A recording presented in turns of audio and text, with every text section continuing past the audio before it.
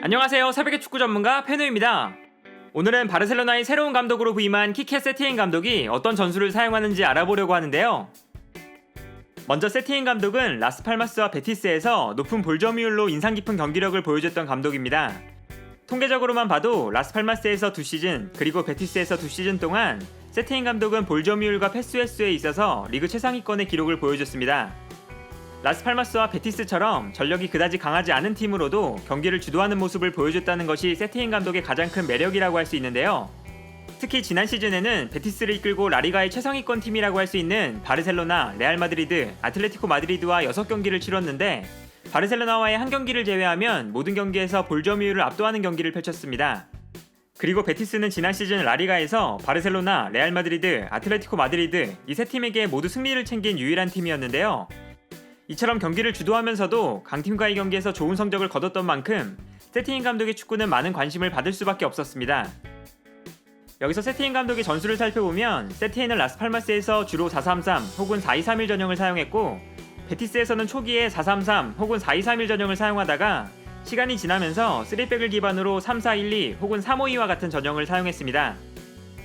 그리고 어떤 전형을 사용하든 세티엔 감독의 축구에서 가장 기초가 되는 부분은 골키퍼를 시작으로 진행되는 후방 빌드업이라고 할 수 있는데 이때 눈여겨볼 만한 것이 골키퍼를 중심으로 형성되는 다이아몬드 전형입니다. 4-2-3-1 전형에서는 중앙 미드필더 한 명이 내려와서 다이아몬드 형태를 만들고 4-3-3 전형에서는 수비형 미드필더 그리고 3백 전형에서는 중앙 수비수가 전진하면서 다이아몬드 형태를 만드는데요. 기본적으로 이러한 형태를 만드는 것은 골키퍼가 볼을 전개할 때 골키퍼 주변에 최소한 3개의 패스 선택지를 확보하기 위한 목적을 가지고 있고 골키퍼가 짧은 패스로 볼을 전개하면서 최후방 라인부터 볼을 점유하는 모습을 보여주게 됩니다. 따라서 기록을 보면 세티엔 감독 밑에서 플레이했던 골키퍼들은 언제나 라리가에서 가장 많은 패스를 기록하는 골키퍼 중 한 명이었고 특히 짧은 패스를 많이 시도하는 모습을 보여줬습니다. 경기를 보면 이러한 특징을 확인할 수 있습니다. 이 경기에서는 세티엔 감독이 3백을 사용했는데 골키퍼가 볼을 전개할 때 중앙 수비수가 전진해서 다이아몬드 형태가 만들어지는 것을 볼 수 있습니다. 다음 장면은 4-2-3-1 전형을 활용한 경기였는데요. 골키퍼에게 볼이 전달되는 순간 미드필더 한 명이 내려와서 다이아몬드 형태가 형성되는 것을 볼 수 있습니다.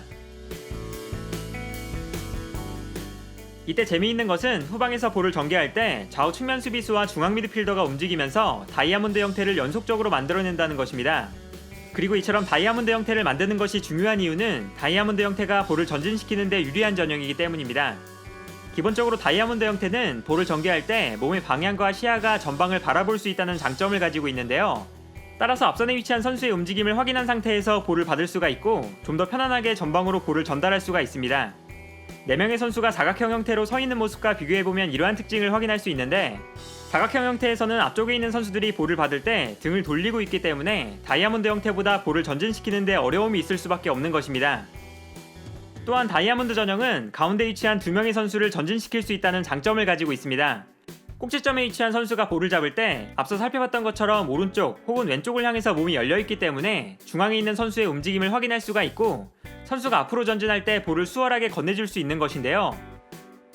이처럼 볼을 전진시키는 데 장점이 있는 다이아몬드 전형을 활용해서 세티엔 감독은 후방에서 짧은 패스로 볼을 전개할 때 다이아몬드 전형을 연속적으로 만들어내고 볼을 안정적으로 전진시키면서 볼의 점유율을 높이는 모습을 보여주게 됩니다. 지난 시즌 베티스의 경기 장면을 보면 이러한 특징을 명확하게 확인할 수 있습니다. 후방에서 볼을 전개할 때 골키퍼를 중심으로 하는 다이아몬드 형태뿐만 아니라 선수들이 움직이면서 주변에 다이아몬드 형태가 연속적으로 형성되는 것을 볼 수 있는데요. 이렇게 연속적으로 형성되는 다이아몬드 형태를 활용해서 상대의 전방 압박을 벗어나는 장면을 볼 수 있습니다.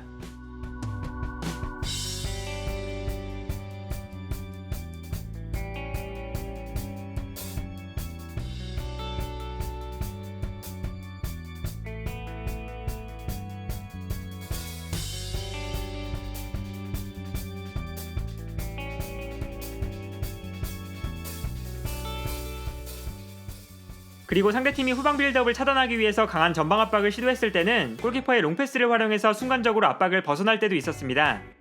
그만큼 세티엔의 축구에서 골키퍼의 킥 능력은 굉장히 중요한 부분인데요.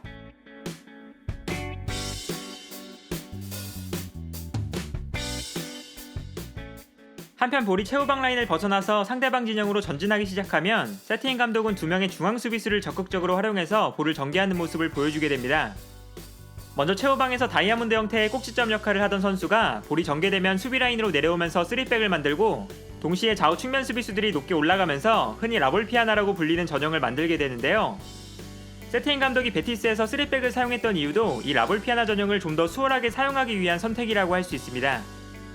그리고 이러한 전형에서 눈여겨볼 만한 점은 수비라인 앞에서 다이아몬드 전형을 만들던 선수가 수비라인 밑으로 내려와서 3백을 만들 때 중앙 미드필더 중 한 명이 3백 앞으로 움직이면서 다이아몬드 전형이 또다시 만들어진다는 것입니다. 경기 장면을 보면 이러한 특징을 확인할 수 있습니다. 먼저 최후방에서 다이아몬드 형태가 만들어져 있는데 다이아몬드의 꼭지점에 위치하던 선수가 후방으로 내려가고 중앙 미드필더 한 명이 수비라인 앞으로 움직이게 됩니다.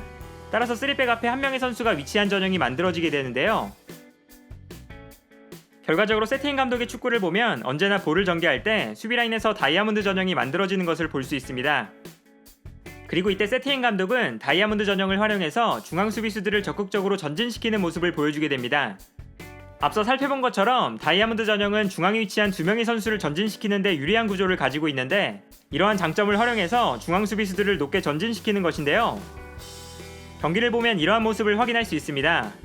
다이아몬드 전형에서 볼을 전진시킬 때 다이아몬드의 꼭지점에 있는 선수는 측면으로 몸이 열려있기 때문에 중앙 수비수가 달려나갈 때 중앙 수비수의 움직임을 확인하고 볼을 정확하게 보내줄 수 있습니다. 이러한 장면은 지난 시즌 베티스의 경기에서 자주 나타났었는데요.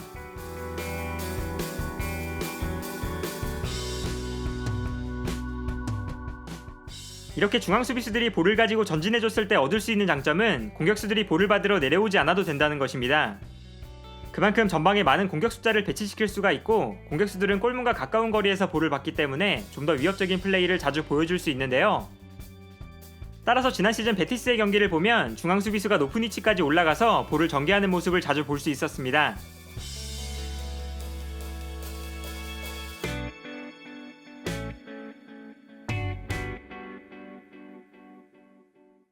그리고 이처럼 중앙 수비수들이 높은 지역까지 올라와서 플레이하기 때문에 지난 시즌 베티스의 통계 자료를 보면 베티스의 중원에서 가장 많은 플레이에 관여했던 선수가 오른쪽 중앙 수비수인 만디였습니다. 그리고 세티엔 감독은 공격 지역으로 볼이 전개되었을 때 공격 작업에 훌륭한 모습을 보여주게 됩니다. 세티엔 감독의 공격 작업에는 크게 두 가지 특징이 있는데요. 첫 번째는 상대 수비 조직 사이에 굉장히 많은 선수들이 위치한다는 것입니다. 공격수들뿐만 아니라 중앙 미드필더까지 적극적으로 상대 수비 조직 사이로 움직이는데요. 이때 선수들은 수비 라인과 미드필더 라인 사이, 그리고 측면과 중앙 사이에 위치하게 됩니다. 그리고 여기서 선수들이 좌우 측면으로 또 아래 위로 끊임없이 움직이면서 상대 수비수를 혼란스럽게 만드는 모습을 보여줍니다. 상대 수비수가 섣불리 공격수들의 움직임을 따라가기 시작하면 상대 수비에 공간이 발생하게 되는 것인데요. 따라서 지난 시즌 베티스의 공격 장면을 보면 상대의 수비 라인 사이에 공격수들이 위치하고, 여기서 선수들이 볼을 주고받으면서 공격을 진행하는 것을 볼 수 있습니다. 이처럼 세티엔 감독의 공격 전술에서는 수비 라인 사이에서 공격 찬스를 만드는 장면이 자주 나오는데요.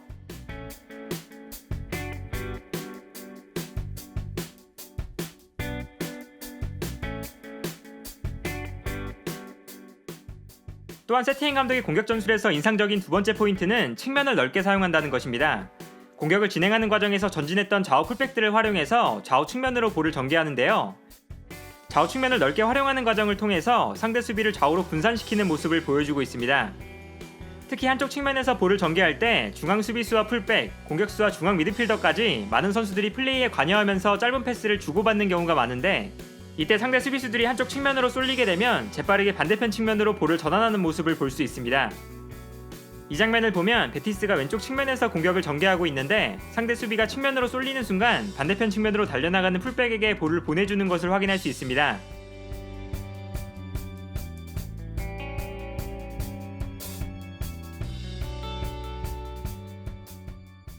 이처럼 세티엔 감독 체제에서는 베티스가 좌우 측면을 계속해서 흔들어주는 모습을 자주 볼 수 있었습니다.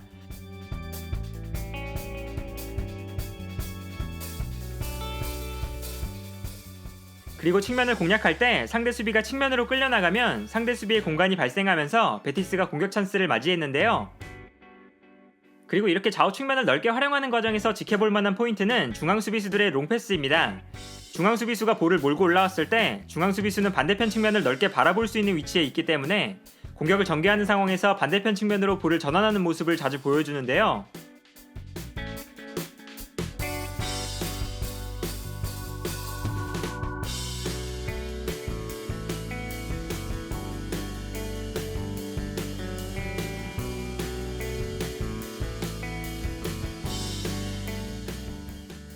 결과적으로 세티엔 감독은 좌우 측면을 넓게 활용하면서 상대 수비를 분산시키고 중앙에서는 수비라인 사이에서 선수들의 활발한 움직임으로 상대 수비를 혼란스럽게 만드는 데 훌륭한 모습을 보여주고 있습니다. 그러나 공격 상황에서 문제는 중앙 수비수가 높은 지역까지 올라오기 때문에 공격 상황에서 볼을 빼앗기는 순간 역습을 허용할 수 있는 위험성이 존재한다는 것입니다. 따라서 세티엔 감독은 전방에서 강한 압박을 주문하는데요. 기본적으로 전방에 많은 선수들이 위치하는 만큼 세티엔 감독은 라스팔마스와 베티스에서 강한 전방 압박을 보여줄 때가 많았습니다.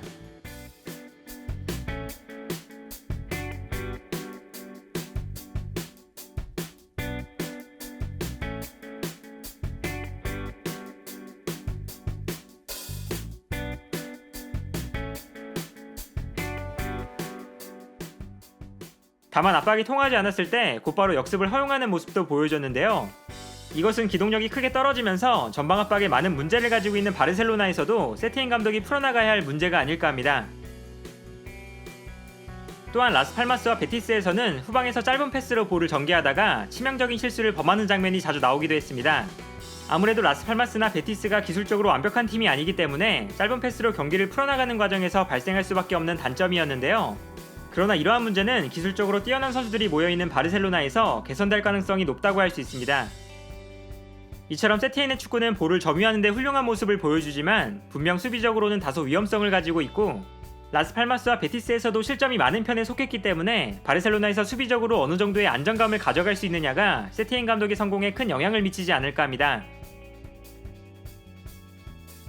이러한 모습을 바탕으로 바르셀로나의 선발 라인업을 예상해보면 세티엔 감독은 베티스에서 사용하던 3백을 사용하기보다 바르셀로나의 전형적인 4-3-3 포메이션을 사용할 가능성이 높지만 경기 중에 수비형 미드필더가 내려와서 3백을 만드는 형태로 경기를 운영할 것이 예상됩니다.